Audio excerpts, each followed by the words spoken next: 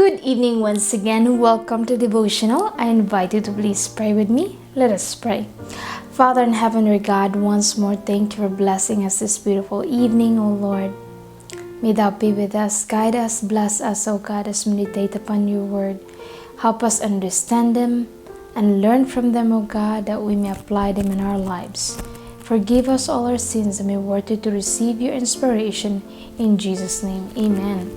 Okay, so the title of tonight's devotional, Saul chosen by God as a king.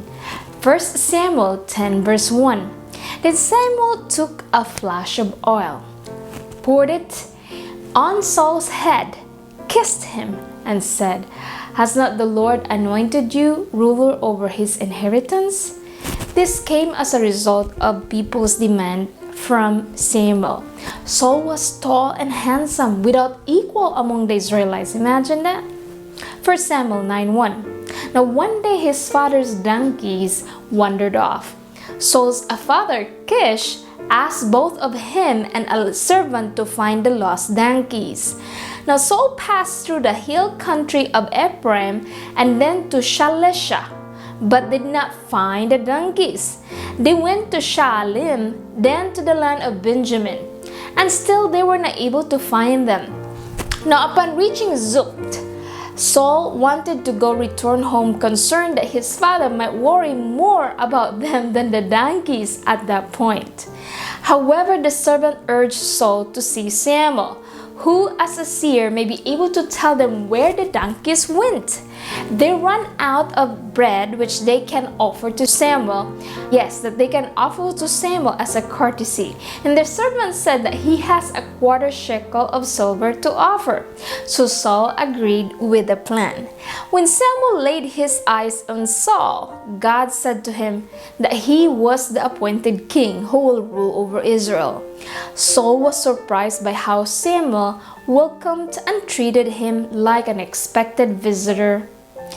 He did not know that God had already informed Samuel the day prior, saying that someone from the land of Benjamin will come and he will serve as the leader over the Israelites. 1 Samuel 9:15-16.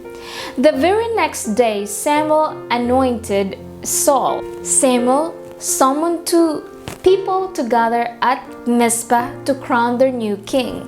Saul must have been overwhelmed by the quick turn of events that he hid among the luggage. Imagine that, verse 22. According to him, his clan was among the weakest, so why would God choose him?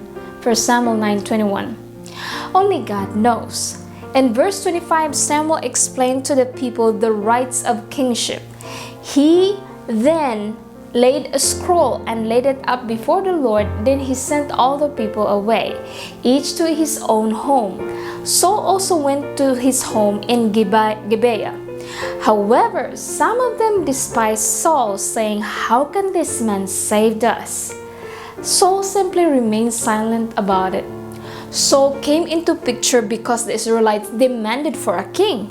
As he was crowned, some among them did not appreciate him being proclaimed as the king of Israelites. It is impossible to appease everyone. So many of us focus on our image and the perceptions others have about us instead of making sure we are right with God first. Psalm 119:165 King James Version says, "Great peace have thy which love thy law, and nothing shall offend them." Saul, being filled with the Holy Spirit, remained silent on this matter. He did not retaliate against the people. Amen? May it be that our response as well when people will do something or hurt us, against us, that we just bow down before God and ask the Lord to intervene in the situation, keep you always humble, and direct you what to do. Direct us what to do, what to say on these people. All right, let us pray. Father in heaven, Lord God, what a message, oh Lord God. You teach us how to respond to those who are unkind, who is mistreating us, oh God. Sometimes it's so easy to also say something against them. But Lord, help us as follower of yours. Help us, oh God, to be a beacon of light.